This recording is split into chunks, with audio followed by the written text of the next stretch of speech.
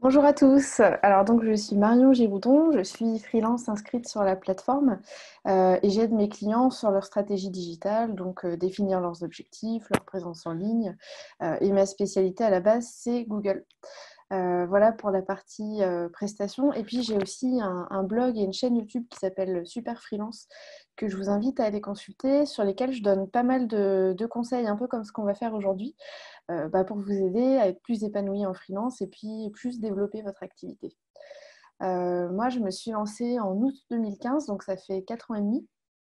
Et je me suis lancée en ayant l'impression que j'étais pas du tout une vendeuse, que je savais pas faire. Et finalement, je m'en suis pas trop mal sortie. J'ai réussi à trouver des méthodes qui fonctionnent. Et donc, grâce à Malte, mais grâce aussi à plein d'autres canaux d'acquisition de clients, j'ai trouvé assez de clients. Et ça fait déjà un moment que toutes les demandes que je reçois, je suis pas en mesure de les traiter.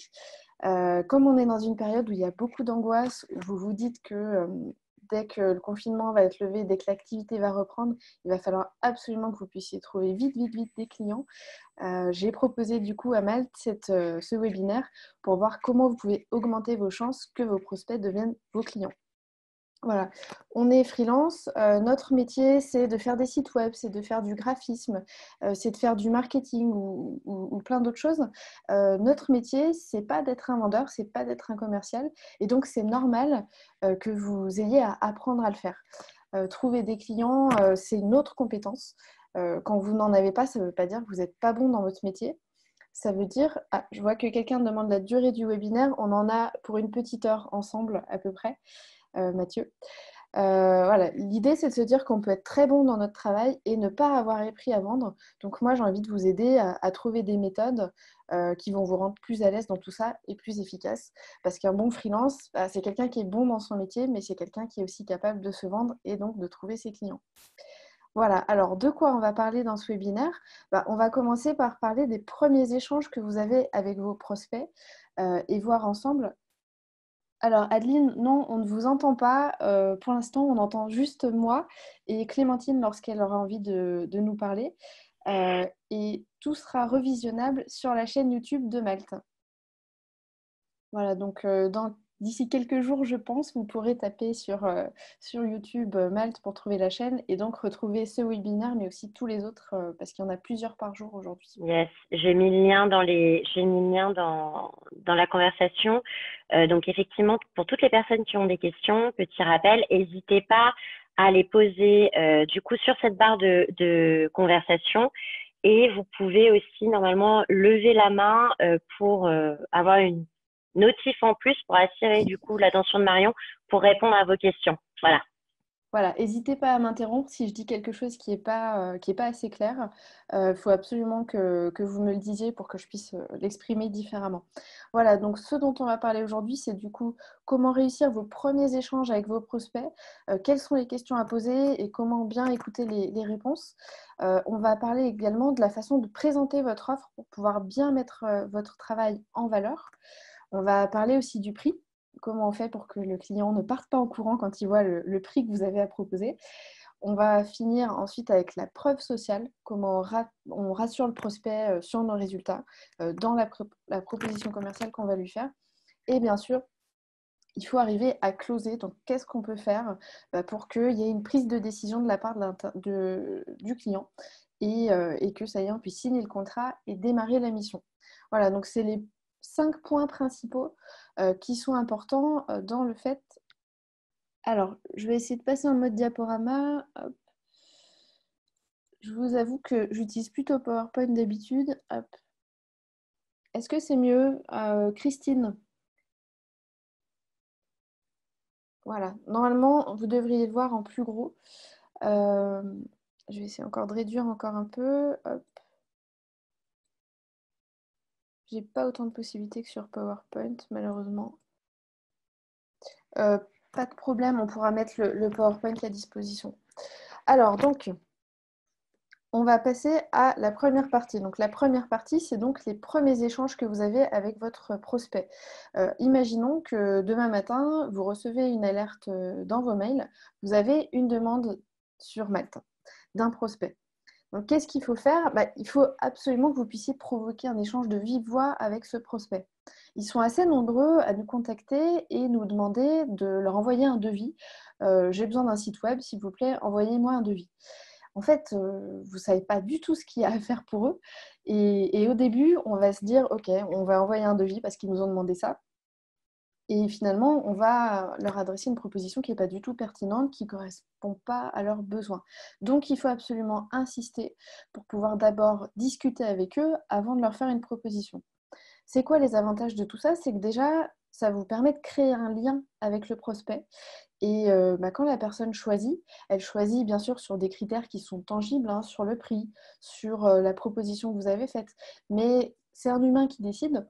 Donc le fait qu'il y ait un lien qui est créé entre vous, forcément, ça va influencer sa décision. Alors, je vois que Greg pose une question de TJM. Je vais me le noter, on y reviendra après. Je me le note, hein. TJM, hop, on verra ça à la fin. On va parler de prix de toute façon dans la troisième rubrique du webinaire. Donc, créer un lien avec le prospect, c'est super important et l'échange de vive voix va permettre de le faire. Et surtout, vous allez pouvoir bien comprendre le besoin du prospect parce que vous allez l'écouter. Pour vous raconter une anecdote, quand j'étais en agence avant de me lancer en freelance, un jour je réponds au téléphone du standard et donc c'était un prospect qui voulait une proposition pour des campagnes Google AdWords. Bon, moi, je m'ennuie un peu dans cette agence. Je me suis dit, c'est l'occasion de me frotter un petit peu plus à la prospection et aux clients. Donc, je lui envoie une proposition avec un forfait pour mettre en place et suivre ses campagnes. Et je n'avais pas de réponse, donc je l'ai relancé. Et quelques jours après, il finit par revenir vers moi en me disant qu'en fait, ils ont choisi quelqu'un d'autre parce que l'autre agence avait pris le temps de discuter avec eux, de comprendre quels étaient leurs objectifs et avait compris qu'en fait, des campagnes Google, ça ne leur permettrait pas du tout d'atteindre cet objectif. Et donc, moi, avec ma proposition, je leur proposais ce qu'ils me demandaient. J'étais tombée complètement à côté de la plaque. Donc, c'est vraiment important de pouvoir échanger avec le prospect, de comprendre quel est son besoin, d'écouter ce qu'il a à nous dire. C'est à nous, en tant que consultants, de lui donner les moyens de répondre à ce besoin et d'atteindre son objectif. Voilà, toutes ces informations que vous allez récolter lors de cette discussion, que ce soit en face à face, au téléphone ou en visio, hein, ça dépend, ça va vous permettre d'avoir des infos qui vous permettront de faire une proposition qui est plus pertinente. Donc on va voir ensemble quelles sont les infos à récupérer, mais vraiment n'envoyez jamais de devis ou de proposition sans avoir d'abord échangé, d'avoir eu une vraie discussion avec votre prospect. Donc quelles sont les infos que vous allez devoir absolument récolter pendant cette discussion? C'est quoi le besoin du client? C'est quoi son objectif ou ses objectifs? Est-ce qu'il veut avoir un certain nombre de visiteurs en plus sur son site? Est-ce qu'il veut, je ne sais pas, multiplier son chiffre d'affaires par 2? Il faut arriver à savoir ce qu'il a dans la tête et quel est le résultat qu'il attend de la prestation que vous allez lui proposer. Il faut comprendre aussi quel est le contexte. Ce prospect, il vous contacte aujourd'hui. Si c'est par exemple pour gérer des campagnes publicitaires, est-ce que c'est lui qui a géré ses campagnes jusqu'à présent? Est-ce qu'il y avait un autre prestataire? Pourquoi il n'en est pas content et il veut changer? Il faut vraiment comprendre pourquoi aujourd'hui, cette entreprise, elle a besoin d'un prestataire, d'un fournisseur sur ce type de prestation. Il faut comprendre également les contraintes. Par exemple, si vous êtes développeur, vous allez faire une application pour l'équipe commerciale du prospect. Il faut savoir, est-ce que l'application doit être disponible hors connexion? Est-ce que l'application va être utilisée sur des écrans de telle ou telle taille? Voilà, il y a tout un ensemble de contraintes qu'il faut connaître pour être capable de faire une proposition qui soit pertinente. Il faut comprendre aussi le marché. Par exemple, aujourd'hui, si vous avez des prospects qui sont dans le tourisme, vous ne pouvez pas ignorer le fait qu'on est en plein confinement, que les gens ne sont pas forcément en train de planifier leur voyage maintenant parce qu'ils ne savent pas combien de temps cette crise va durer. Tout ce qui se passe autour, le marché, ça a forcément un impact sur ce que vous allez proposer. Également, vous allez devoir parler de budget avec votre prospect. On n'est pas toujours très à l'aise quand on aborde ce sujet avec un prospect ou avec un client, mais il faut absolument arriver à parler d'argent. Pourquoi? Parce qu'il faut savoir tout de suite si ce prospect il est sérieux ou pas, si vous allez pouvoir lui proposer quelque chose dans le budget qu'il a fixé. Et également parce que ça vous permettra d'ajuster votre proposition en fonction des moyens qu'il est en capacité d'y mettre. Et dernière chose, il faut évidemment également parler de planning pour que vous puissiez, dans votre proposition, avoir une notion de planning, d'échéance dans ce que vous allez lui proposer, et également pour savoir si vous êtes en capacité de respecter ce planning-là. Si vous êtes complètement full pour le mois à venir, mais qu'il a besoin du travail fini dans 2 semaines, assez rapidement, vous allez devoir lui dire que malheureusement, vous ne pourrez pas répondre à sa demande. Alors on me dit, je préfère travailler avec une agence qu'un indépendant qui bosse dans sa cuisine. Il y a pas mal de raisons qui peuvent faire qu'un prospect ou un client préfère bosser avec une agence, et c'est pas forcément parce qu'on travaille de chez nous. C'est important dans ces moments-là d'être capable de le rassurer. On verra dans la partie 4 du webinaire comment on peut le faire. Vos résultats sont plus importants que la taille de votre équipe, généralement. Alors, Chloélia nous dit que parfois c'est difficile de récupérer le numéro du prospect sur la messagerie. Oui, mais il faut absolument leur demander. Ou alors, si ils ne veulent pas donner leur numéro, on peut proposer un Skype, un Zoom, comme on fait aujourd'hui, un Whereby. En tout cas, si le prospect n'est pas prêt à prendre le temps d'échanger avec vous, et donc il ne veut pas vous donner son numéro, moi je trouve que ce n'est pas forcément bon signe pour commencer. Voilà, donc insistez bien, c'est pas facile quand on démarre, quand on a un prospect qui vient vers nous. Insistez bien pour que le prospect prenne 15, 20, 30 minutes pour échanger avec vous et vous expliquer son besoin de façon plus prolongée pour que vous, derrière, vous soyez en mesure de faire une vraie présentation. Alors, Christophe nous dit, le client veut être payé au forfait, ça veut dire quoi ? Lorsque tu es freelance, soit tu factures au temps passé, donc tu peux lui expliquer que tu penses qu'il te faut 2 jours pour faire ça et que pour toi, une journée, c'est 500 €, donc le forfait, tu seras à 1000. Un forfait, c'est tu définis un prix qui n'est pas forcément en fonction du temps que tu vas y passer. Alors, Sandrine nous parle de budget pour les petites missions comme la rédaction web. Les gens sont souvent surpris par le prix. Proposer un prix peut limiter la somme qu'ils sont prêts à mettre, je crois. Alors, c'est un peu délicat cette question du budget. Il y en a qui n'auront pas envie de vous dire quel est leur budget parce qu'ils se disent que s'ils vous ont dit que leur budget c'est 3 000, vous allez vous débrouiller pour leur vendre 3 000. Mais il faut absolument quand même réussir à aborder ce point-là. Alors, est-ce qu'on peut répondre aux questions à la fin, Laetitia? Oui, on m'a posé une question sur le TJM qui débordait un peu. Là, par contre, c'est vrai que si les questions sont en rapport avec ce qu'on est en train de dire, je pense que c'est intéressant d'y répondre tout de suite. Alors, encore une fois, ceux qui vous disent qu'ils n'ont pas le temps de discuter de leurs besoins, c'est que ce n'est pas assez important pour eux, donc laissez tomber. Voilà, Sandra dit, on lui dit jamais non quand elle propose un point téléphonique. Donc, franchement, c'est aussi à vous de choisir vos clients et justement, ça, c'est aussi un moyen de les filtrer. Donc, voilà pour la partie premiers échanges. On va passer à la présentation de votre offre. Alors, je ne sais pas ce que vous envoyez habituellement. Je sais qu'il y a plein de freelances qui envoient des devis qu'ils ont faits sur Excel ou sur leur outil de facturation. Et moi, je dis, pitié, arrêtez de faire ça. Pourquoi? Parce que franchement, c'est très difficile dans un devis de mettre en valeur le travail que vous allez réaliser. C'est pas très pédagogue. On n'est pas, les clients avec qui on travaille, les prospects avec qui on échange, sont pas forcément des experts de notre métier. D'ailleurs, c'est pour ça qu'ils ont besoin de nous.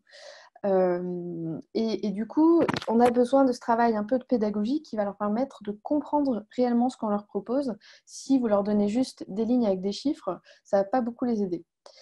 Pour eux, c'est difficile aussi sur un devis de se projeter dans une collaboration avec vous. Et en plus, vous allez avoir du mal à les rassurer sur vos compétences et sur les résultats que vous pouvez leur apporter. Donc, ce qui est important pour multiplier vos chances que ça fonctionne, c'est de faire une vraie proposition. On va voir ensemble ce que vous pouvez mettre dedans. Alors, je vois qu'il y a pas mal de questions. S'il y en a trop, je les regarderai à la fin.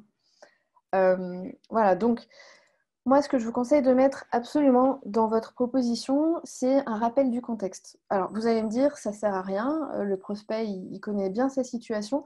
C'est important quand même parce que c'est l'opportunité pour vous de bien lui montrer que vous avez compris ce dont il a besoin et tout de suite de vous mettre dans une bonne disposition. Donc, il va recevoir votre mail, il va ouvrir le document, il va dire, OK, ça c'est vrai, elle a compris, il a compris dans quelle situation je suis et quel est mon besoin. Donc, forcément, ça va être positif pour vous. Alors, Sandrine dit, on met toutes ces infos dans les devis Malte. Bah, non, pour moi, le devis Malte, c'est l'étape lorsque le client a dit, OK, ce que tu me proposes, ça m'intéresse. Moi, ce que je vous conseille, c'est d'envoyer un document de quelques pages d'abord pour augmenter vos chances que ça fonctionne. Donc, première étape du document, bien rappeler le contexte.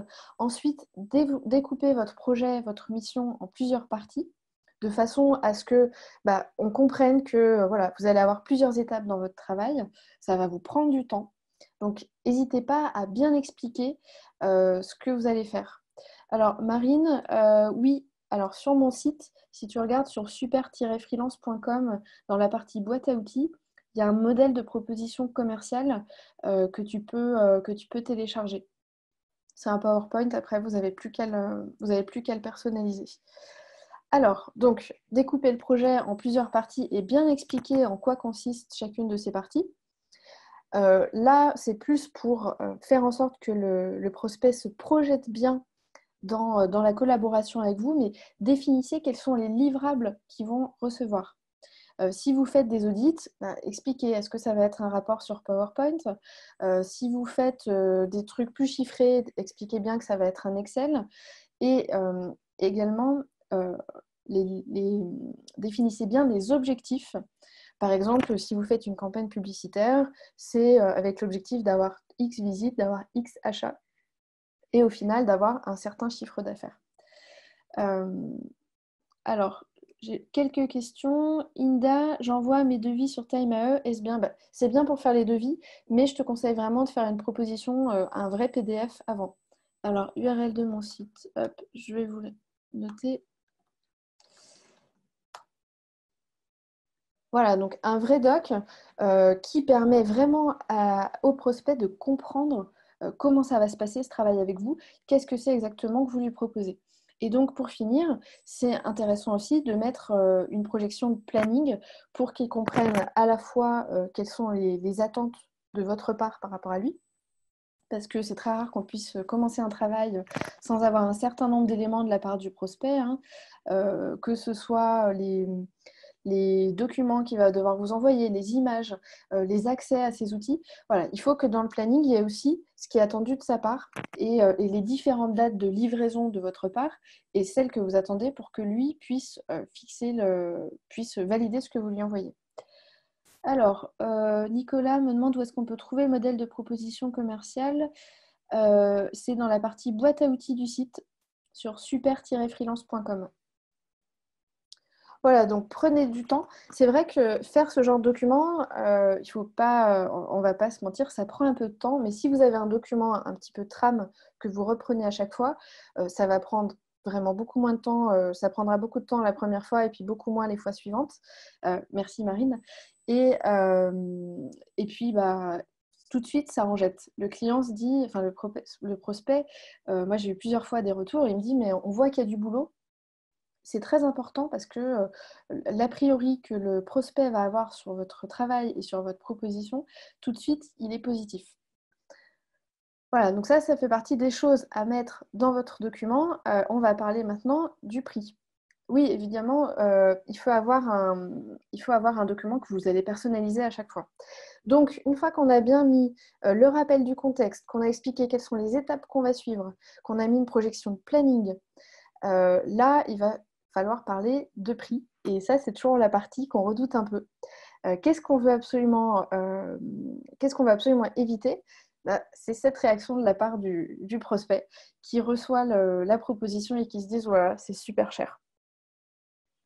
Donc, dans votre proposition, quand vous allez parler de prix, il y a plusieurs alternatives. La première alternative, c'est de proposer plusieurs alternatives justement de prix peut-être un pack, le pack basique, le pack plus, le pack VIP, avec différentes options. Moi, c'est vrai que ça m'arrive de proposer ça parce que je sais que les clients, ils aiment avoir le choix. Ils aiment se dire qu'ils ont vraiment eu une décision, alors que si on leur envoie qu'une proposition et qu'un tarif, ils peuvent se dire non, ça me va pas. Et malheureusement, on ne peut pas faire grand-chose. Donc, soit vous proposez différents packs. Si vous téléchargez le modèle, vous allez voir, moi je prévois 3 colonnes et puis j'ai des options qui figurent. Le pack 1, il en a moins, le pack 2, il en a plus, le pack 3, il en a encore plus. Voilà. Souvent, le client ait choisi la proposition intermédiaire. Et ça, c'est vraiment un truc qui leur plaît, puisque moi, c'est l'un de mes clients qui m'avait dit, moi, j'aimerais bien avoir différents packs et prendre celui que j'aime bien. Je vois qu'on a des petits comiques parmi les participants. Merci Olivier, qui propose de mettre un pack coquille. Voilà. Donc, donc, le système avec différents packs, voilà, c'est vous qui les construisez, soit vous prenez ce qu'on appelle un système à tiroir. Donc, vous avez vos trucs de base et puis vous mettez des options qui sont en supplément. Donc, c'est à vous de voir. Si vous faites un site internet, vous pouvez... Bon, ça y est, ils sont... Heureusement qu'on est que lundi, j'ose pas imaginer les blagues si on était vendredi. Maintenant, on nous parle de Pac-Man. Donc, le système à tiroir, c'est pas mal aussi parce que là, ils ont vraiment l'impression que c'est à la carte. Après, c'est votre compétence. C'est à vous de savoir ce qui doit être absolument pris par le client, ce qui est indispensable. Par exemple, si vous faites des sites WordPress, vous allez pouvoir mettre en option certaines fonctionnalités, mais il y en a, ça ne peut pas être des options, c'est forcément des indispensables. Et là, votre compétence, elle est importante parce que c'est vous qui allez dessiner la limite. Qu'est-ce qui est indispensable et qu'est-ce qui peut être là en plus parce que c'est mieux pour le client et puis c'est mieux pour moi parce que ça fait une mission qui est plus conséquente. Voilà, donc vraiment, donnez-leur le choix. Alors, Alexis nous dit que c'est compliqué en social media d'ajouter des prestats en plus. Bah, après, on trouve toujours, hein, ça peut être de la proposition, enfin, ça peut être de la formation, ça peut être une prestation plus fréquente, ça peut être de travailler plus de réseau. Donc, il peut y avoir pas mal de choses. Alors, Isol demande pourquoi on ne voit pas les commentaires que Marion lit. Si tu vois ce que tu as écrit, normalement, tu dois voir ce qui a été écrit plus tôt. Sauf si les personnes qui postent des commentaires n'ont pas sélectionné tous les conférenciers et les participants dans le petit menu conversation. Ah, exact. Jean-Charles qui nous parlait de Pac-Man, effectivement, il écrit aux conférenciers. Alors, choisissez Voilà, bien c'est une tous les petite participants. private joke. Voilà. Exactement. Et alors, je passe juste sur les questions. Comment effectuer une proposition pour une mission en régie sur une base de TJM? Ça, c'est Nordine. Régie, je crois que c'est quand on est chez le client. Donc là, tu es obligé de faire un prix à la journée. Alors, voilà, donc ça c'est pour la partie prix. Alors comment renégocier un tarif si la mission change avec le temps? Là par contre, il faut vraiment que, une fois que le prospect aura dit oui, tu fasses signer un contrat qui est très clair sur ce qui est compris ou ce qui n'est pas compris.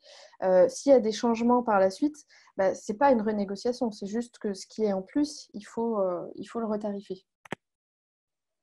Alors, Inda, mon dernier client me proposait 30 € pour une reformation d'article, je proposais 80. Si vraiment tu n'as pas beaucoup de clients, c'est toujours ça de prix, mais je pense qu'il faut arriver à avoir de meilleurs clients. Voilà, donc ça c'est pour la partie prix. Vraiment ici, l'objectif, c'est pas forcément de lui faire dépenser plus, c'est juste qu'il ait autre chose comme réaction que juste « Ouh là là, c'est super cher ». Voilà, donc pour la partie prix, on va parler de la preuve sociale. Tout à l'heure, je vous disais, nos clients et nos prospects, ils ne sont pas forcément experts de ce qu'on fait, ils ne comprennent pas forcément. Et donc, pour eux, le choix du prestataire, il peut être un peu anxiogène. Parce qu'ils ont peur de se faire avoir, ils ont peur de peut-être pas choisir la bonne personne. C'est compliqué. Du coup, qu'est-ce qu'il faut faire? Il faut arriver à créer de la confiance chez eux, il faut arriver à les rassurer. Parce que, voilà, ils s'apprêtent quand même à dépenser de l'argent sur votre prestation, mais peut-être sur autre chose, parce que si vous faites de la publicité, il y a les dépenses publicitaires. Si vous créez un site internet, il y a l'hébergement, il y a le thème, il y a tout ça. Et puis, bon, sur votre marché, vous n'êtes pas tout seul. Donc, comment est-ce qu'on crée de la confiance auprès des prospects? En fin de document, on va mettre des slides qui permettent de montrer ce qu'on a déjà fait. Alors, il y en a qui mettent des pages avec plein de logos pour montrer qu'ils ont déjà eu plein de clients. Il y en a qui mettent des cas clients. Donc, les cas clients, ça peut être intéressant, surtout si vous avez eu une mission qui était assez proche de ce que vous allez proposer à ce prospect-là. Le cas client, en gros, c'est d'expliquer, voilà, j'ai eu un client qui était dans telle situation, il avait tel objectif, j'ai fait ça et voilà quels sont les résultats. Ça, parfois, c'est un peu délicat parce que nos clients n'ont pas tous très envie qu'on divulgue les résultats qu'on a eus avec eux. Des fois, c'est confidentiel, donc il faut être sûr qu'ils sont d'accord. Voilà. Et une autre façon aussi de le faire, c'est d'avoir des témoignages de vos clients précédents. Et là encore, il faut qu'ils soient d'accord et il faut qu'ils aient écrit un petit mot qui vous autorise à diffuser dans vos communications, que ce soit votre site internet, vos propositions et tout ça, quoi. Voilà. Alors, quand vous avez un prospect qui est dans un secteur d'activité pour lequel vous avez déjà eu des missions, que ce soit quand vous étiez freelance ou quand vous étiez salarié, n'hésitez pas à mettre en priorité en avant, évidemment, les expériences que vous avez eues dans ce secteur d'activité-là. Moi, par exemple, dès qu'un hôtel me contacte pour une proposition, enfin pour une prestation de publicité en ligne, évidemment que les exemples que je vais prendre dans ma proposition commerciale, ce sont des exemples d'hôtels avec lesquels j'ai déjà travaillé. Parce que il comprend que je connais déjà ces problématiques, que je parle son langage, et puis il aura beaucoup plus de facilité à se projeter en fait.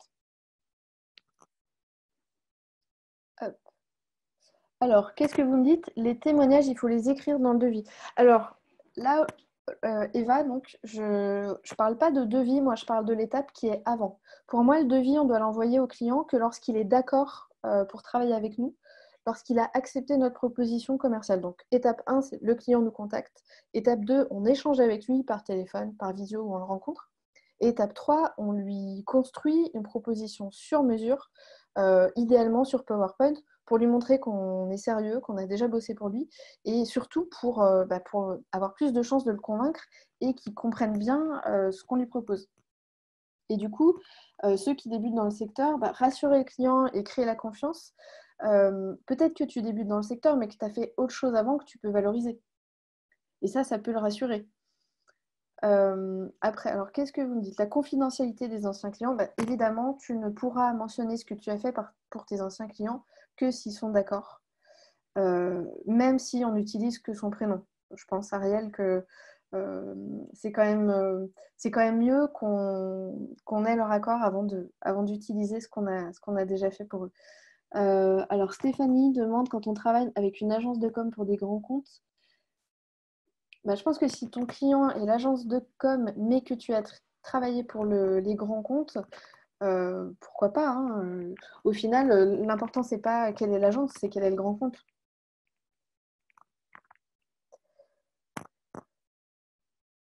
Donc, dans la proposition commerciale, on l'a évoqué dans la partie précédente, proposition commerciale, il faut d'abord expliquer le contenu de la mission, ensuite parler de prix, et là on a dit qu'il faut soit proposer des packs, soit des prestations à tiroir, et ensuite on finit avec la preuve sociale. Et voilà, on finit avec la preuve sociale, donc les références sont à la fin du document, avec nos coordonnées. Alors, sauf que les grands comptes n'acceptent pas que tu parles d'eux dans les références. Moi, j'ai travaillé avec Orange et ils ne m'ont jamais demandé de ne pas utiliser leur cas enfin, de ne pas m'en servir, quoi. Alors, donc là, on a fini notre document. Il est prêt, on le transforme en PDF, on l'envoie au client. Le boulot n'est pas terminé parce que en fait, qu'est-ce qu'il y a qui va nous empêcher de convertir ce client? Il y a plein de choses. Il y a des concurrents probablement qui ont fait une offre aussi. Clémentine, arrête-moi, mais il y a 2-3 ans sur Malte, la moyenne c'était 3 à 4 freelances contactés pour une mission. Okay. Oui, c'est ça. C'est c'est trois freelances en moyenne contactés pour une mission par un client. Ok, donc ça veut dire qu'a priori, le prospect, il a reçu 2 offres en plus de la vôtre et il va falloir qu'il puisse qu'il puisse faire son choix. Peut-être aussi qu'il a d'autres priorités, qu'il a des urgences et donc il n'a pas forcément regardé tout de suite, il ne va pas forcément prendre sa décision très vite. Et puis peut-être qu'il a un emploi du temps super rempli et vraiment il a zéro temps à consacrer à ça. Et puis peut-être aussi que finalement il va changer d'avis. Il vous a dit qu'il avait besoin d'un site internet et puis en fait il ne le fait pas parce qu'il se dit non, c'est pas là-dedans que j'ai envie de mettre mon argent. Du coup, il faut absolument que vous soyez proactif et que vous soyez vraiment moteur de cette relation et que dès que la proposition est envoyée, ce soit très clair pour eux et pour vous, qu'est-ce qui se passe après. Et là-dessus, pensez pas que vous êtes comme quelqu'un qui vient de postuler à une offre d'emploi en concurrence avec 300 CV, où là, il y a vraiment en haut le recruteur et puis tout en bas, il y a vous. Vous n'êtes pas du tout dans une relation équilibrée. Là, vous êtes devenu indépendant, vous êtes chef d'entreprise. Il n'y a que vous dans l'entreprise, mais c'est une entreprise quand même. Donc, vous êtes un égal. Du coup, il faut que lorsque vous envoyez votre proposition, vous lui disiez que vous allez le recontacter d'ici telle date, par exemple une semaine, si vous n'avez pas de retour de sa part, pour pouvoir refaire le point. C'est vraiment important que ce soit vous qui preniez en main la suite des opérations. Donc, dans votre proposition, déjà, vous avez un planning que vous avez mis avec les dates des attendus de sa part et de la vôtre. Donc, c'est déjà une première piste pour lui de savoir quand est-ce que ça peut démarrer. Donc, fixez une date de réponse en lui disant, si dans une semaine, j'ai pas de vos nouvelles, je reviens vers vous pour savoir comment on avance. Et puis, vous pouvez aussi proposer dans le mail qui accompagne votre proposition ou dans le message sur la messagerie mail, vous pouvez proposer un nouvel échange. Moi, ça m'arrive de dire à mes prospects, si vous souhaitez qu'on échange sur cette proposition, on peut fixer un nouvel échange téléphonique et je mets le lien de mon agenda électronique pour qu'ils puissent directement prendre leur rendez-vous. Et puis, alors, il y a quelqu'un qui m'a demandé, est-ce qu'on le rappelle alors, est-ce qu'il faut l'appeler? Est-ce qu'il faut faire autre chose? C'est à vous de voir quelle est la meilleure formule. En tout cas, souvent, vous n'osez pas le faire parce que vous avez peur de déranger le client, le prospect. Et c'est un peu dommage parce que vous lui avez consacré du temps, vous avez échangé avec lui pendant, on va dire, allez, 30 minutes, 1 heure. Vous avez passé 1 heure à 2 heures pour faire une vraie proposition. Bon, votre temps, il a quand même de la valeur. Vous avez le droit de considérer qu'on vous doit une réponse.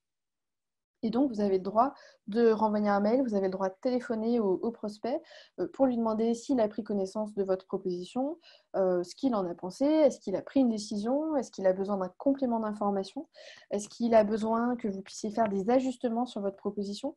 Donc, franchement, n'hésitez pas. Si vous envoyez le matin et que vous n'avez pas de nouvelles le soir, non, s'il vous plaît, laissez-le tranquille. Ça ne veut pas dire que... Voilà, là, si vous avez écrit le matin et que vous vous rappelez directement le soir, comme dit Rodolphe, là, on est près du harcèlement. Mais vous avez le droit, hein, au bout de quelques jours, pas de retour, vous envoyez un petit mail, vous essayez d'appeler.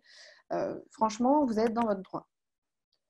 Alors, je vais juste regarder les questions qu'on m'a envoyées. Quand le prospect a reçu d'autres offres de prix, comment peut-on faire pour s'aligner sans connaître les prix proposés par la concurrence? En fait, le client en général ne va pas se baser que sur le prix de la prestation pour faire son choix. Ou alors, ça ne sera pas un client désirable, on va dire. Vous pouvez poser la question, hein, quelles sont les autres propositions qu'ils ont reçues, pourquoi pas. Alors Serge nous dit préparer un mémoire technique, il parlera de vous, moyens humains, techniques et financiers. Oui, alors c'est vrai que là, ces derniers temps, j'ai répondu à quelques appels d'offres pour du public et ils demandaient effectivement de faire un mémoire technique. Par contre, moi, j'ai détesté ce genre de document parce que c'était du Word, c'était très moche. Moi, en tant que prospect, j'aurais pas aimé recevoir ça. Mais effectivement, parler de qui on est, quels sont les moyens humains, techniques et financiers qu'on va mettre en œuvre ou dont on va avoir besoin, c'est important. Geoffrine demande quel agenda électronique j'utilise. Alors moi, j'utilise Google Agenda et je l'utilise couplé à un outil qui s'appelle You Can Book Me, qui est gratuit. Je vais le noter. You Can Book Me à tout le monde. Il est gratuit et il permet de donner un lien à vos prospects ou à vos clients pour qu'ils puissent directement bloquer un créneau dans votre agenda. Et en fait, ils vont voir que les créneaux qui sont disponibles. Ça évite de dire genre, je vous envoie par mail 4 dispos, et puis en fait, quand la personne va regarder votre mail dans les 4 créneaux que vous avez proposés, ben, il y en a un qui est plus disponible, et forcément, c'est celui que lui il va vouloir. Ça évite les longs échanges de mails complètement inutiles. Alors, les freelances qui sont choisis, Guillaume demande, est-ce que c'est ceux qui prennent moins cher? Beaucoup de recommandations. C'est quoi les stats, Marion? Alors, pour moi, hein, les clients ne choisissent pas que en fonction du prix. Je ne sais pas, Clémentine, si vous avez des stats là-dessus chez Malte. Hop, je me démute. Non, alors on a des stats. Les clients ne choisissent pas du tout en fonction du prix. Enfin, par exemple, sur certains métiers, notre data scientist nous a donné, par exemple, la tranche des TJM entre 400 et 500 euros. Les TJM à 500 euros sont autant contactés que les TJM à 400 euros. Il n'y a aucune différence entre ces deux notions de prix. Donc, ce qui indique vraiment que le client ne contacte pas forcément par prix. D'ailleurs, il ne veut pas s'il peut filtrer par prix, mais c'est plutôt sur le contact qu'il a eu avec le freelance, le détail du devis qu'il a reçu, etc., plus que le facteur prix. Ouais, Voilà. et du Pour coup, les clients qui savent ce qu'ils veulent, hein, bien sûr, pas les clients relous enfin, les touristes. clients les moins informés qui vont plutôt eux tirer les prix vers le bas, mais vers une quantité aussi, enfin une qualité qui va aussi vers le bas. Voilà. Ah oui, et du coup, alors, Greg Chapoteau, je ne t'avais pas oublié, j'ai bien marqué TJM sur mon papier à côté, puisqu'on parle de prix. Donc, Greg demande comment j'ai fait pour faire évoluer mon TJM, et est-ce que j'ai changé mon TJM auprès des clients historiques. Alors, moi, je fais le même constat que Clémentine. Quand j'ai commencé, j'étais à 300 euros jour, maintenant je suis à 600. Et le fait d'augmenter mon TJM, ça n'a jamais eu d'impact sur le nombre de demandes que je recevais sur Malte. Donc, ça conforte dans cette idée que les clients ne sont pas que à la recherche d'un prix. Par contre, changer mon TJM, même auprès de mes clients historiques, oui, c'est arrivé. Mais voilà, je ne suis pas passée de 300 à 600 d'un coup comme ça. Euh, Par contre, on ne peut pas juste envoyer une proposition avec un prix qui est différent de ce qu'on pratiquait avant, sans rien dire. C'est pas possible, ça ne peut pas fonctionner comme ça.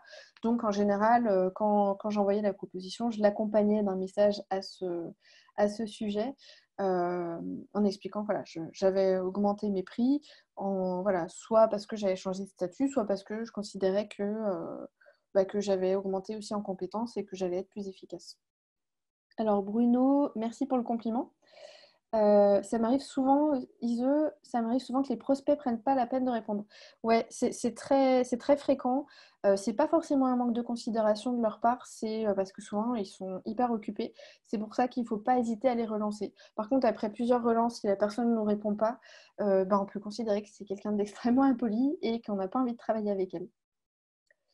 Alors, Inda demande s'il est recommandé de demander un acompte ou la totalité avant de commencer le travail. Moi, je pense qu'il faut qu'il y ait de la confiance des deux côtés. Je demande 50% d'acompte quand j'ai un client en direct, parce que je considère que c'est une preuve de sa bonne foi, de sa capacité financière et de son implication. Par contre, demander la totalité, euh, certains clients me demandent de régler la totalité avant parce que c'est plus simple pour eux, mais moi, je ne le fais pas. Je considère que la confiance doit être vraiment des deux côtés.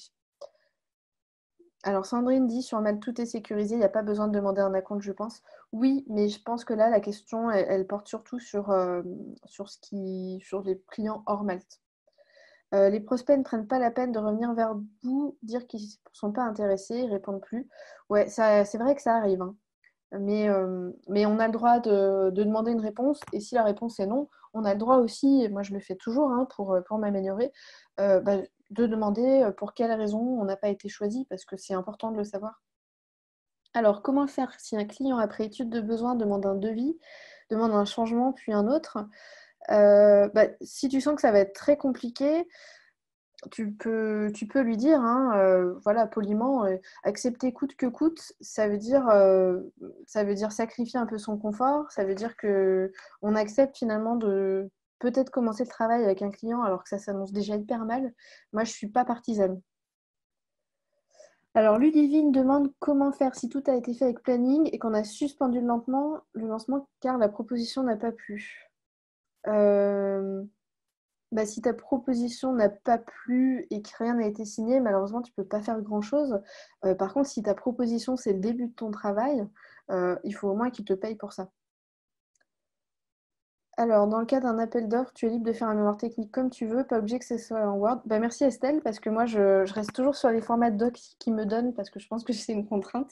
Mais la prochaine fois, je testerai un truc qui me ressemble le plus alors. Anne-Sophie qui posait une question sur You Can Book Me, est-ce que c'est identique à un doodle? Non, pas du tout. En fait, c'est la vue sur mon planning.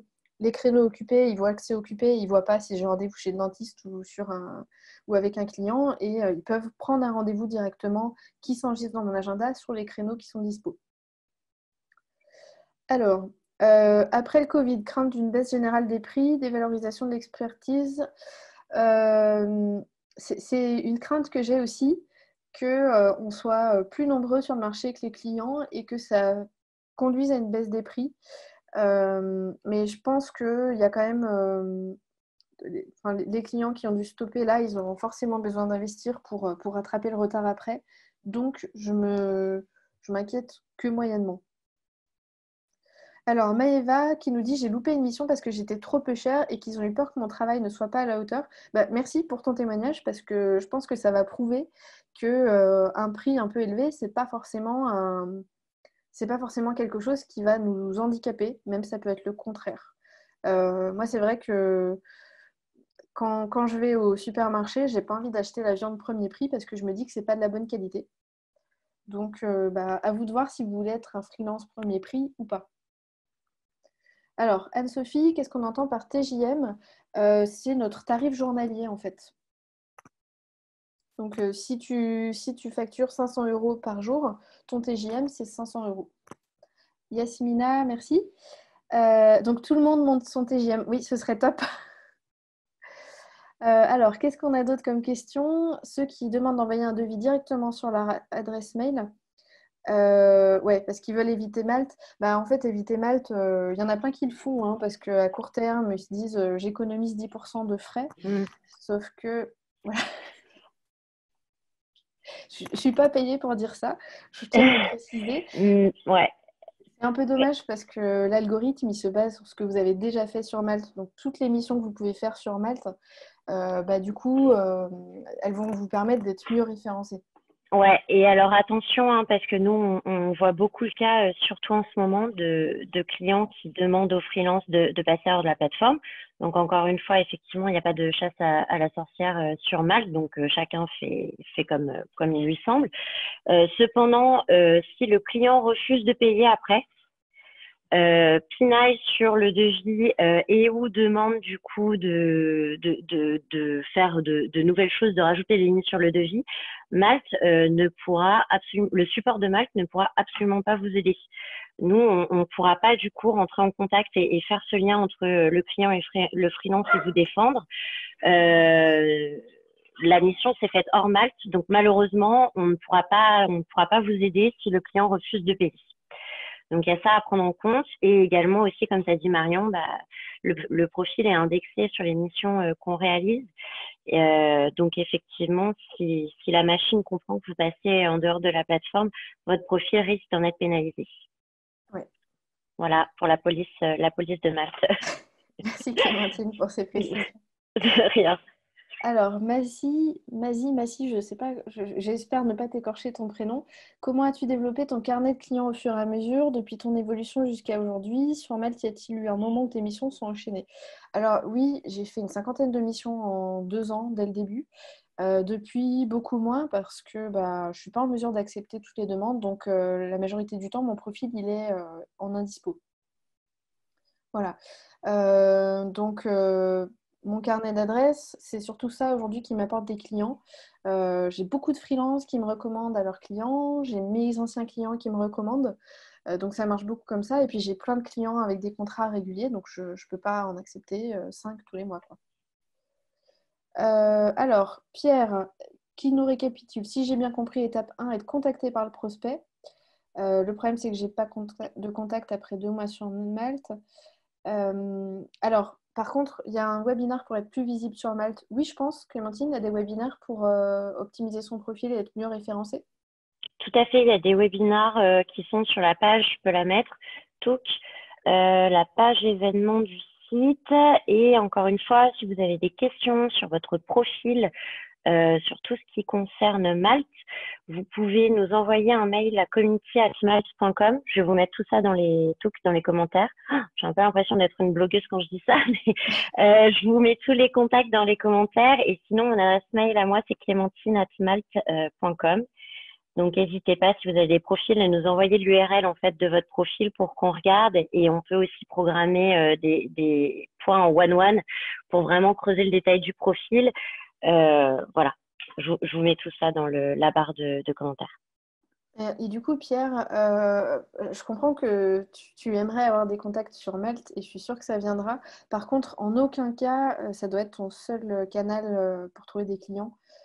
Absolument, tu dois construire ta propre machine à générer tes prospects. Que ce soit par LinkedIn, que ce soit en créant un blog ou peu importe, en travaillant ton personal branding ou en faisant de la pub, il faut que tu aies plusieurs sources d'acquisition de clients, Malte plus d'autres choses. Alors, Alizé qui nous dit, j'ai commencé avec une certaine base de prix, j'ai encore baissé et j'ai toujours pas de demande. Bah oui, en fait, le prix bas, c'est pas forcément ce qui va te permettre de générer des contacts. Donc oui, je t'invite à envoyer un mail à l'équipe Malte.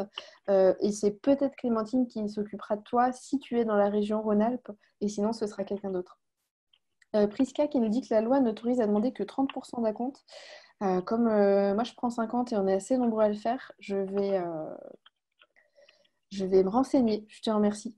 Combien de relances max? Ça, c'est à toi de l'estimer, mais 2-3, laisse tomber, quoi. Et le solde, alors moi, le solde, je ne demande pas la livraison, je le demande à la fin du mois, au moment où je fais toutes mes facturations.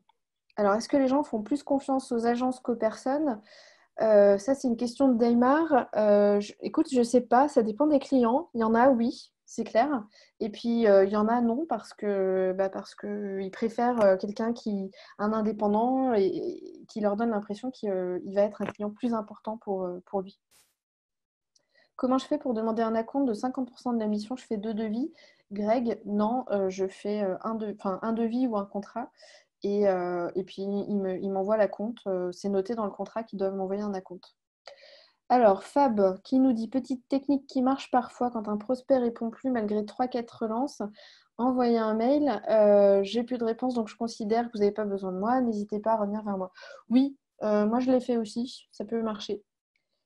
Est-ce que le secrétariat simplement est sollicité? J'ai pas compris ta question, Anne-Sophie. Mais Saoud qui demande si on peut avoir une fonctionnalité sur la messagerie Malte vue. Yes, j'ai vu passer le message. Effectivement, je vais faire ce retour aux équipes produits qui ont travaillé sur la messagerie Malte. Merci en Alors, tout cas de cette idée-ci. je vois que Philippe, tu as levé la main. Je suis en train de passer toutes les questions, il y en a pas mal, mais on va toutes les voir, hein. Jacqueline demande que faire lorsque le client donne de fausses infos sur la plateforme Malte. Eh bien, c'est un vilain et vous Il ne faut nous le travaillez dire. pas avec lui. Ouais, déjà d'une, mais ensuite on a une équipe de modération sur la partie client. Donc pareil, surtout pas hésiter à nous faire remonter lorsque vous avez un problème avec un client sur Malte, de nous faire remonter par email, nous expliquant voilà ce qui s'est passé dans la conversation et quelles étaient les infos qui étaient erronées et pourquoi vous nous signalez ce client. Et nous, on a une équipe qui est dédiée à ça maintenant sur Malte. Donc vraiment, community@malte.com et vous faites remonter tous vos problèmes avec les clients. Voilà. Voilà. Alors, David me demande comment je cible mes prospects lors de l'envoi de mail. Moi, je ne fais pas de mailing pour trouver des prospects. Donc, je vais avoir du mal à te répondre.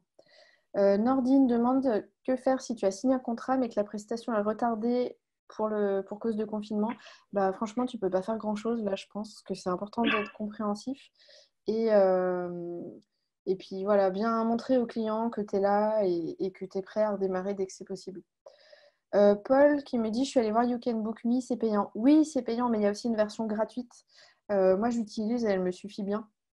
Sandra qui dit que les clients louches, tu les passes en Melt Open pour être plus sûr du paiement. Bah, écoute, c'est une très bonne idée. Ça t'aidera à être mieux référencé. Alors, Ludivine qui dit qu'un client a signé un devis et qu'il ne lui répond plus. Bah, relance-le. Faut-il indiquer le nombre de jours de travail dans le devis pour justifier le budget total de la prestation ou c'est préférable de faire un forfait? Ça, en fait, c'est plutôt au niveau de ta proposition commerciale et de la façon dont tu veux présenter les choses que tu vas le définir. Après, dans le devis, à toi de le matérialiser comme tu veux. Alors, Khalid nous dit comment répondre aux prospects qui disent ailleurs, ils font pareil à 800 et moi je fais dans le devis 5000. 800, c'est peut-être pas la même qualité. Ensuite, Benoît dit quel est le prix minimal à donner. Alors, si tu parles du TJM, il n'y a pas vraiment de règle, ça dépend des compétences que tu proposes. Et je t'incite à utiliser le baromètre de Malte. Il est un peu compliqué à trouver sur le site, donc tape juste sur Google baromètre Malte et tu vas pouvoir voir les tarifs quotidiens qui sont pratiqués par les autres freelances qui ont tes compétences en fonction de leur localisation et de leur niveau d'expérience. Donc ça pourra t'aider. Paul demande comment peux-tu vérifier que le prestat a travaillé X heures? Alors, ce que tu peux faire, Paul, si tu veux pouvoir suivre ton temps, c'est utiliser un outil comme Toggle. J'écris Toggle, hop, pour compter le temps que tu passes sur chacune de tes missions. Oula, j'ai pris du retard sur les questions. J'essaie de vous retrouver. Alors, c'est bon. Donc voilà, ça c'était pour la question de Paul. Comment votre activité, vous formez vos clients dans leur stratégie digitale et où vous occupez de tout? Ça dépend de leurs besoins. Euh, c'est en TTC ou hors taxe le TJM? Moi, je conseille de parler en hors taxe parce que les clients, ce sont des entreprises, donc ils parlent en hors taxe.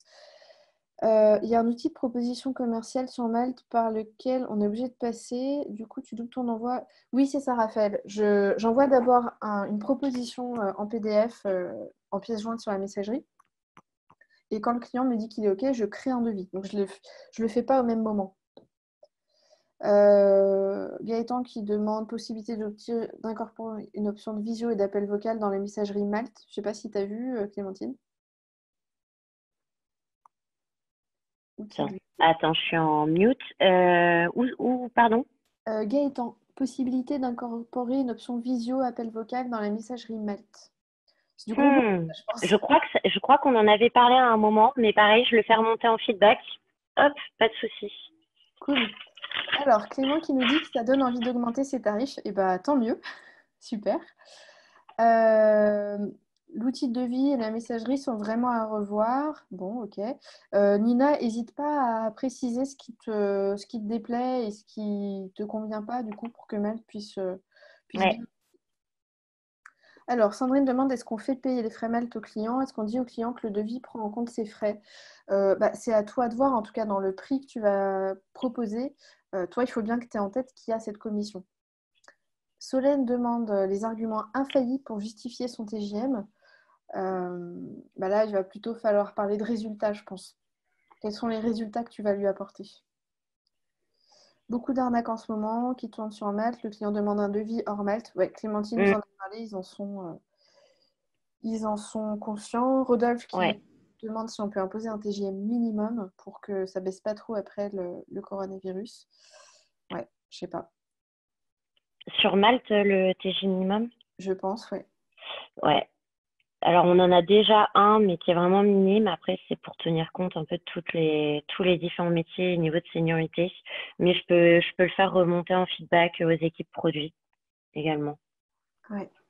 Alors Thierry qui dit que quand on est en portage, commission portage et Malte trop cher, ouais, mais bon, le portage c'est vrai que c'est un statut qui coûte très cher. Olivia qui nous dit qu'une cliente a refusé de donner son adresse complète sur le devis, part en courant alors, c'est très inquiétant. Amandine qui demande comment j'ai développé mon réseau de clients sur Malte. En fait, ça fait 4 ans que j'organise à Lyon les After Malte, donc les apéros de freelance à Malte qui sont mensuels. Et ça m'a beaucoup permis d'étoffer mon réseau. Ça, et puis quand on n'est pas dans une grande ville, on peut le faire virtuellement, hein. Il y a plein de groupes Facebook. Puis il y a plein d'autres sortes d'événements plus entrepreneurs. Enfin voilà, il y a plein de choses qui existent pour rencontrer des freelances. Alors, confirmation pour le TJM. À titre d'exemple, je viens d'être contactée par un prospect pour une prestation en remote avec un TJM à 1 000 euros. Merci Hervé. Donc, Hervé est contacté alors qu'il a un TGM à 1000 euros et qu'on est en plein confinement. Donc, ça peut marcher. Geoffrine qui offre ses services à Malte pour faire de l'affiliation si vous recrutez. Je vous laisse en discuter toutes les deux. Euh, community@malte.com et sinon on a toutes nos offres d'emploi sur le site Malte. Donc je les ai pas en tête, mais surtout pas hésiter à checker. Ouais. Alors Anne-Sophie qui demande quel genre de mission je fais. J'aide les clients sur leur stratégie digitale et sur la mise en place de publicité digitale aussi. Hassen qui demande comment valoriser ses expériences de stagiaire au sein de grands groupes. En fait, quand tu cherches un CDI, tu vas montrer un CV. Et sur ton CV, tu vas dire que ce que tu as fait, c'était en CDD ou en stage ou en CDI. Quand tu es freelance, tu vas juste dire ce que tu as fait. Tu n'as pas besoin de préciser que c'était un stage. C'est ça, en fait. Parle plus de ce que tu as fait et des résultats que ça a donné. C'est ça qui est important. Massy qui nous dit qu'il y a des recommandations de clients externes. Le profil est consulté plusieurs fois par mois, mais pas de prise de contact. Comment pallier ceci? Écoute, écris à l'adresse email. C'est quoi l'adresse mail? C'est community@mail. community@malte.com. Voilà. Anne-Sophie qui demande si c'est possible de communiquer avec vous par téléphone plutôt que par mail. Oui, alors ça dépendra en fait un petit peu de qui va gérer, parce qu'on a des profils. Nous, on gère, par exemple, moi je gérais tous les freelances de Lyon, donc on a une ligne par personne. Donc toujours le mieux est de prendre un premier contact par email et ensuite on se dispatche avec toutes les personnes de la communauté vers qui va être ton contact privilégié sur Malte. Donc, premier contact par email sur community@malte.com. Et puis ensuite, on se repartagera et tu auras bien sûr le numéro de téléphone direct de la personne qui s'occupera de ton profil. Alors, Sandra qui nous dit que pour elle, utiliser Malte Open, ça permet de recevoir plus de missions. Bah oui, franchement, moi, c'est l'un des premiers conseils que je donne. Faites passer vos clients extérieurs sur Malte Open, ça vous permettra d'être mieux référencé. Isolde qui demande si on sent qu'il n'y a plus de propositions de projet en ce moment. Justement, on en parlait, oui, avant. On en parlait un petit peu avant avec Marion. Donc, pour être complètement transparente, on n'a pas senti le freinement des missions sur le mois de mars. Peut-être qu'il risque d'avoir un peu de baisse en mois d'avril, ça risque d'être un deuxième un peu mois d'août voilà, en France. Mais pour être complètement honnête, j'ai pas assez de recul sur ces chiffres-là.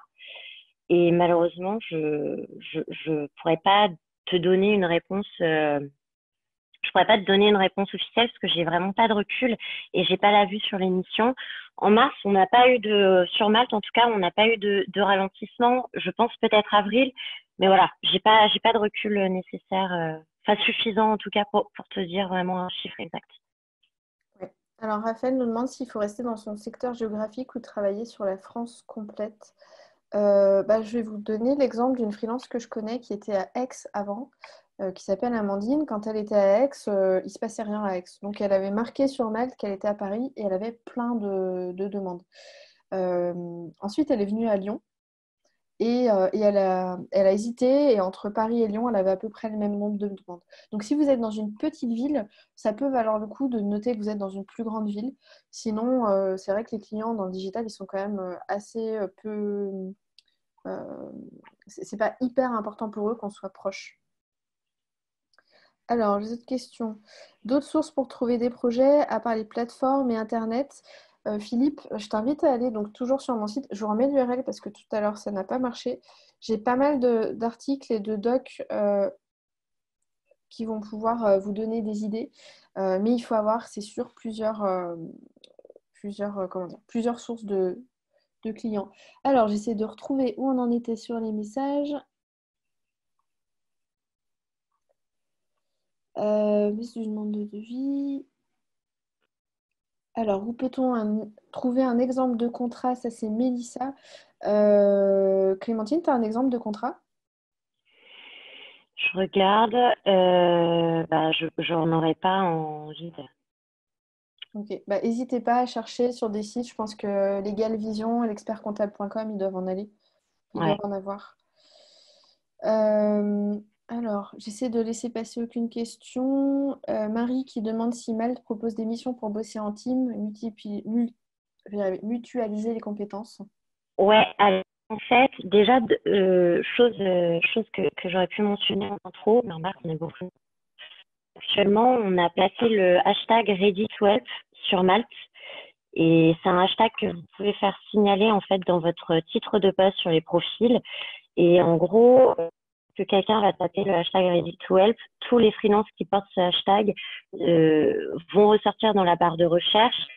Et du coup, un hashtag qu'on a mis en place dans le cadre de la lutte contre le Covid, avec des freelances qui se tiennent à disposition de façon bénévole pour aider sur des projets pour améliorer justement ben, enfin, ouais, des projets innovants pour améliorer les échanges. Là, par exemple, l'application qui a été mise en place, c'est pour tous les soignants. C'est une application mobile qui a été mise en place pour tous les soignants, donc infirmières, etc., qui peuvent avoir du coup des rendez-vous de façon gratuite avec des thérapeutes en ligne. Donc, pour un peu améliorer leur confort de vie et qu'ils puissent parler à des professionnels suite à la charge de travail qu'ils ont. Donc, n'hésitez pas, ceux qui ont des profils qui veulent se rendre disponibles, à rajouter ce hashtag. Et pour les travaux de groupe, vous avez en fait les teams freelance. Pour pouvoir les avoir sur votre profil, il faut réaliser une mission sur Malte. Et ensuite, vous pouvez vous rajouter dans une team de freelance. Vous pouvez également mettre une mention dans la biographie disant que vous travaillez avec tel profil et que du coup, à deux, vous avez l'habitude de répondre sur des missions de plus grande envergure, par exemple. Et en plus de rajouter du coup la team en bas de profil. Voilà, j'espère que c'était clair. Ouais, merci Clémentine. Alors, Quentin qui nous dit qu'un client a demandé de passer hors Malte, t'as demandé un acompte, il t'a versé 4500 au lieu de 500. Oui, c'est une arnaque, lui rembourse surtout pas parce que toi, tu vas lui rembourser ses 4500 et ensuite son paiement à lui va être annulé. C'est Ouais, une arnaque courante, là, faut surtout classique. pas tomber dans le panneau. Ensuite, c'est Ravière qui nous demande s'il a le droit de modifier et donc augmenter le prix, même si le devis a été validé, quand le client fait rajouter des choses après. Oui, bien sûr. Par contre, au moment où il te fait la demande, c'est là qu'il faut lui dire que ça sort du cadre et qu'il va falloir recalculer. Alors, Jacqueline qui nous dit, j'ai regardé des personnes qui ont de nombreux avis d'une même personne par rapport d'algorithme pour être référencé, c'est valide.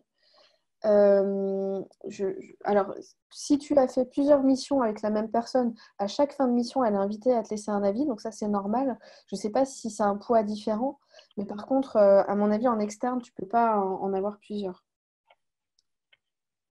Alors Loïc, effectivement, ton TGM c'est un indicateur. Ensuite, tu vas définir le vrai coût et faire ta proposition. Philippe Tran demande si on doit faire deux factures. Alors moi, je fais une facture en fait.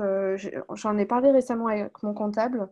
La facture finale, elle note bien qu'il y a eu un acompte de tel prix, enfin de telle valeur qui a été versée à telle date. Voilà. Valéria qui demande quand il sera possible d'être freelance sur Malte en n'étant pas en France. Bah, aujourd'hui, tu peux l'être si tu es en Espagne, en Allemagne et c'est tout pour l'instant, non? Alors, je vais reprendre la question. En fait, on peut être freelance partout dans le monde. Et ça dépend où la société est domiciliée. Donc, je ne sais pas si j'ai une réponse là-dessus. Parce que là, ils ne sont pas immatriculés en France. Ouais, alors non immatriculé en France, effectivement, soit c'est l'Allemagne, soit c'est l'Espagne. Je crois qu'on autorise aussi la Suisse et le Benelux, mais pour être sur Malte, il faut avoir Malte FA, il faut avoir une entreprise domiciliée en France. Voilà. Alors, vous posez des questions. Alors, pour des apéros dans vos villes, si vous avez envie qu'il y en ait et qu'il n'y en a pas, vous pouvez faire comme moi et les organiser. Donc Alors, pareil, pour les organiser, vous pouvez devenir ce qu'on appelle nous les Maltlinkers.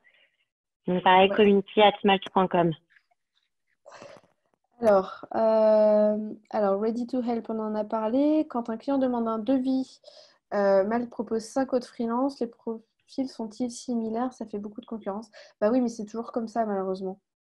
Est-ce qu'il y a des stats concernant le panier moyen? Est-ce qu'il y a ça, le montant des missions? Non, Ok. non, je l'aurais pas. Les Non, ça dépend en plus, ça va être par secteur d'activité, etc. Donc honnêtement, je peux pas m'avancer sur un panier moyen. Alors, Lucie qui dit merci, s'il y a d'autres webinaires, ça l'intéresse. Regarde sur Malte Academy, il y en a plusieurs tous les jours, ça dépend des sujets. Romain demande s'il y aura le replay. Oui, le webinaire va être posté sur la chaîne YouTube de Malte. Noman Sied qui demande si les pubs marchent mieux sur Google ou les réseaux sociaux. J'ai pas de réponse de principe à te donner, ça dépend vraiment de qui tu veux toucher. Christophe qui demande si on peut facturer les TJM pour 7 jours par semaine. Je pense que oui, il n'y a pas de contre-indication, mais il faut voir si c'est crédible pour ton client que tu vas travailler 7 jours par semaine pour lui. Emmanuel Faure qui demande si c'est trop niché son activité. Elle fait du conseil et de la formation en marketing sur l'organisation de salons. Sur Malte, Ouais. euh, c'est une expertise. Toute expertise peut être valorisée sur Malte. Donc, au contraire, il faut créer un profil, jouer à fond sur cette expertise et vraiment jouer avec tous les tags pour bien faire ressortir le profil. Mais moi, je vois pas de contre-indication à avoir un profil sur Malte et ne pas trouver une mission. Au contraire. Oui. Alors, Fab, ouais, qui répond donc, sur la question de Google et Facebook Ads. Et Fab qui a compris de qui je parlais en donnant l'exemple de la personne qui était à Aix et qui est à Lyon maintenant. Euh, alors, comment motiver les clients à laisser un avis et une note sur Malte? Je suis nouvelle, j'ai fait 3 missions, mais un seul a laissé une note.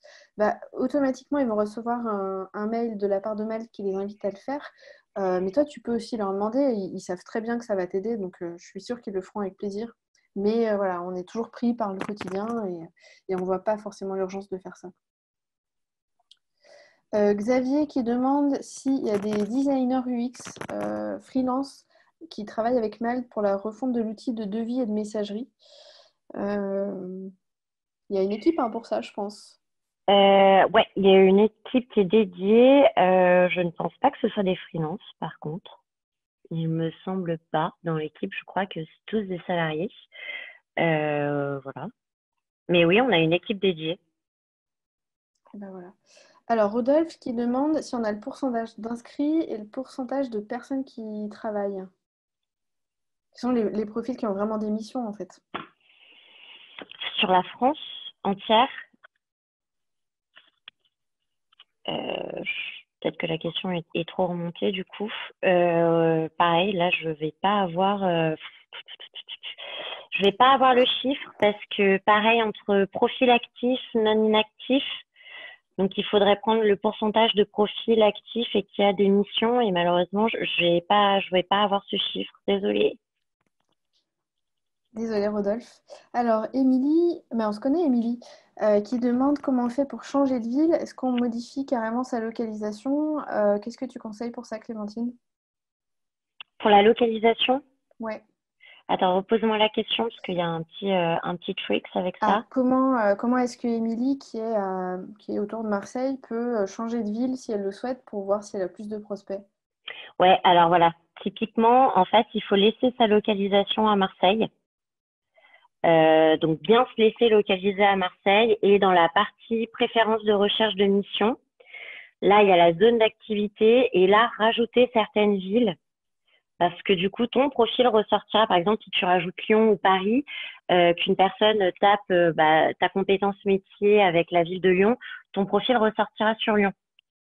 Donc, surtout pas essayer de se localiser ailleurs dans une autre ville parce qu'au contraire, ça peut avoir un effet super déceptif pour le client qui dit, OK, j'ai tapé Lyon, je voulais un freelance qui soit OK pour se rendre disponible tout de suite à Lyon et bosser par exemple, dans mon bureau. Bon, hors période de confinement, bien sûr. Et si toi, tu t'es indiqué comme dispo à Lyon et que tu ne l'es pas, typiquement, je pense que le client va contacter un autre profil et, entre guillemets, s'appelle tien. Donc, toujours bien garder Marseille et brique préférence de recherche de mission. Là, tu indiques toutes les villes où tu souhaites et où tu peux te rendre disponible. Voilà. Alors, du coup, là, c'est pas trop des questions, c'est plutôt des trucs assez techniques. C'est dommage qu'il n'y a pas de newsletter au sujet du Covid. Et Euh, pourtant, une est partie. Alors, ouais, j'en ai reçu aussi. ouais, c'est ça qui m'embête un petit peu dans ce message parce qu'on en a fait partir une. Ça a pu passer à travers. Alors, Émilie qui nous dit qu'elle se rémunère uniquement à la réussite de sa mission de recouvrement de créances. Est-ce que Malte gère ça? C'est compliqué parce que sur Malte, tu crées le devis avant la mission. Ouais. Donc, je sais pas trop. Non. Alors, quand pourra-t-on activer des profils différents? Car pour le faire, on doit supprimer son profil. Ah, d'accord, tu vas avoir plusieurs profils pour plusieurs compétences. Ça, je ne sais pas, je dois avouer. Bah, ça dépend un petit peu. Nous, on conseille, généralement, on conseille pas d'avoir plusieurs profils sur la plateforme où il faut vraiment que ce soit des compétences qui ne peuvent pas être assemblées sur un seul et même profil. Donc, effectivement, il faut 2 adresses mail pour pouvoir faire 2 profils. Donc, encore une fois, je pense que sur ce cas-là, je t'invite à nous envoyer un mail et qu'on le regarde vraiment au cas par cas. Voir si ça peut pas être 2 compétences qui peuvent fitter sur un seul profil. Donc, community@malt.com pour toutes ces questions.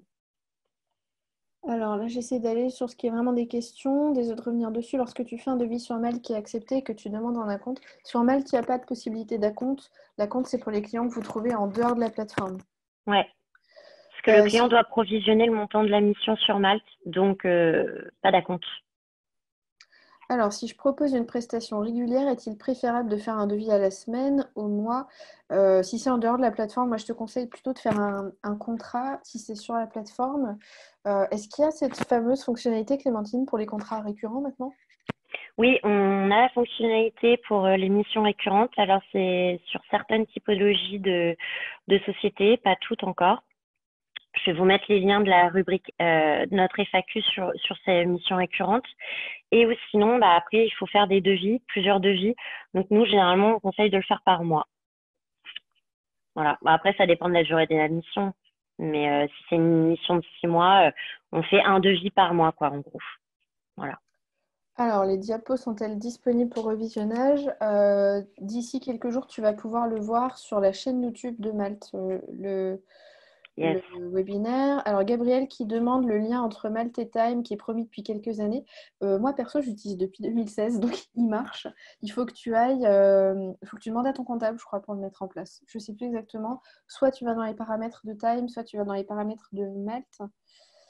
Euh, Qu'est-ce qu'il y a d'autre comme question? Comment se différencier sur Malte par rapport à nos concurrents? Il faut déjà bien remplir et pas hésiter à noter vos compétences et vos spécificités. Un lien possible vers son propre site internet depuis son profil. Pas forcément, mais tu as la fonctionnalité portfolio qui est déjà pas mal. Comment faire pour changer les modalités de règlement sur Malte, du coup, Cathy, je pense. Je ne sais pas. Alors, Guillaume a des recos pour l'équipe produit. C'est plutôt l'équipe produit que l'équipe dev qui s'occupera de ça. En augmentant ton TGM, as-tu vu la qualité de tes clients augmenter? Ah bah non, non, non, pas du tout. Augmenter le TGM, ça permet plutôt d'avoir de meilleurs clients. Et Aurélien qui demande s'il pourrait faire un workshop à son tour. Oui, tu vas sur Malt Academy et tu pourras proposer Ton talk. ouais, ton talk. Je vais vous Qu'est-il de la remettre le. demande pour des missions de secrétariat? Je crois qu'on va répondre avec Anne-Sophie parce que ça fait plusieurs fois qu'elle nous la pose cette question. Clémentine, c'est plus pour toi. Sur des missions de secrétariat sur Malte, alors j'en ai peu vu passer, pour être honnête. Sur Malte, on va dire que voilà, typologie des freelances, plutôt être un tiers dev, tech, un tiers communication, marketing et un tiers métier qui tourne autour de l'audiovisuel. Donc, je ne pense pas que cette plateforme soit vraiment adaptée à ton métier. Après, façon très simple de regarder s'il y a des missions, tu tapes ton appellation de poste dans la barre de recherche Malte, tu regardes les profils qui existent et tu regardes s'ils ont fait des missions. Ça permet aussi de se faire un petit benchmark par rapport à son profil. Mais honnêtement, je pense pas que ce soit le cœur de métier le plus représenté sur Malte et donc les missions les plus représentées sur Malte. Voilà. Bon, bah, s'il n'y a plus de questions, on va pouvoir vous libérer puis aller faire votre visio apéro. C'est ça. Je pense qu'on a dû faire un peu le tour. Encore une fois, vraiment pour toutes les questions relatives à Malte, parce que je vois qu'il y en a pas mal qui sont passées, community@malte.com. On prendra plus le temps d'y répondre et ou de proposer des rendez-vous individuels sur les profils. Je pense que ce sera le plus pertinent. Je vois Freddy qui dit ma question, ma question. Alors C'est oui, quoi en la fait, on y a question? répondu. Freddy, tu es au Cameroun, du coup, puisque ta société n'est pas domiciliée en France, tu ne peux pas être inscrit sur Malte, malheureusement. Ouais, faut une domiciliation en France. Alors, comment obtenir le PowerPoint? Alors, si vous le voulez, je peux vous proposer de m'écrire et je vous l'enverrai. Ouais. Je vous mets mon adresse mail. Hop. Oui, c'est gratuit, l'optimisation du profil, Guillaume. Oui, oui, tous les rendez-vous proposés par Malte sont gratuits, hein, bien sûr. Optimisation du profil, tous les événements qu'on a en ligne, c'est bien sûr gratuit. Ça fait partie des services offerts par la plateforme qui sont du coup proposés aux freelances. Donc, pas de souci. Du coup, je Bon, bah, pense que c'est merci à tout bon. tous d'avoir participé au webinaire. Et puis, Yes. bah, bon courage pour le confinement. Et puis surtout, préparez bien votre reprise. Merci à tous et puis bonne fin de journée. À bientôt! À bientôt, au revoir.